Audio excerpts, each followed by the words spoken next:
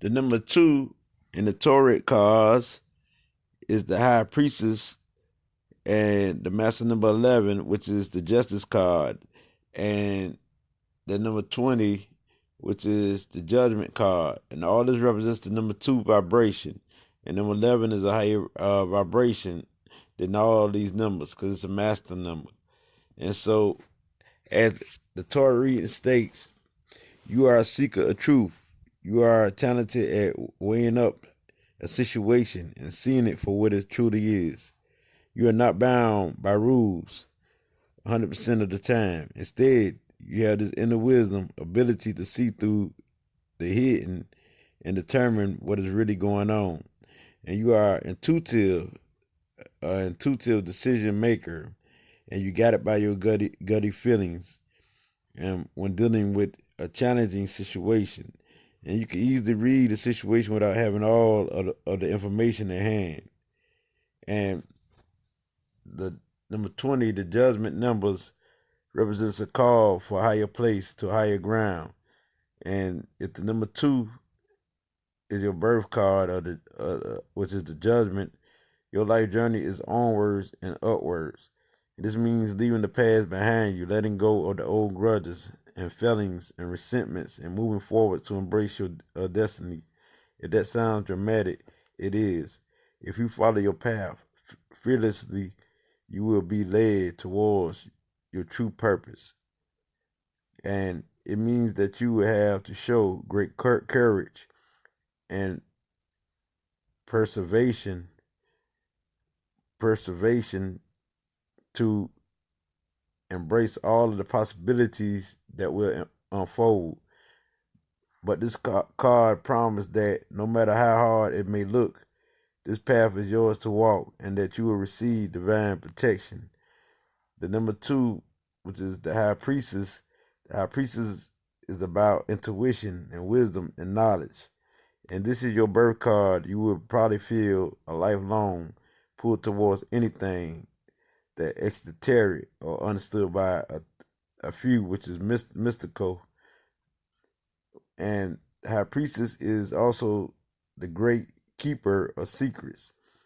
Your life journey will involve tuning in to your intuition and learning when to speak out and act, and when to stay silent and be still. Meditation will certainly help you enhance your natural gifts and help you gain clarity about what to do with them. Make sure that you keep a dream journal and trust your inner wisdom at all times. So the Master number 11, which is the Justice card, as the number 2, it's a higher version of 2. The Justice represents justice of all kinds, including karma justice. Your life journey is all about exploring all things and to do fairness and weighing things up carefully before acting. Because this card talks just as much about karma justice as the kind dished out by the courts. Things may not always turn out as you hope they will. And at these times, you will have to learn to trust that a greater mystery is at work and the deep justice is playing out. And the Justice card number 20 and the High Priestess card number 2. You know what I'm saying? This combination make you feel at times that if you're not of this world, you lie somewhere between the spiritual world and the earthly world, floating between the hidden of the consciousness of the vow that's over your head, of the consciousness. Throughout your lifetime, you may feel called to the spiritual world, communicating with those who have passed or being guided by your spiritual guides. You are intuitive being, and anybody born under the number 2, which is the High Priestess, it automatically brings mystery in your life. You are interested in the secrets of this world. You have a natural affinity to read signs, especially in dreams, and you understand the importance of that gift. People born under the High Priestess learn how to be patient and how to trust the divine. On the downside, some people are under the influence. They can be introverts with a sense that nobody understands them, moody, They can be moody and can let their emotions rule their lives. Make sure you find a balance in yourself, as there is balance in the world that fascinates you. The number 11 justice card, the master number 11, justice people, you are the people who live and breathe to ensure that you know the truth nature of everything. And the opposite to high priestess is that you want everything to be brought to the light. And the worst thing you can do to them, the worst thing people can do to you is lie to you and play with your expectations. But you are all about justice, and justice are amazing on the seeking profession.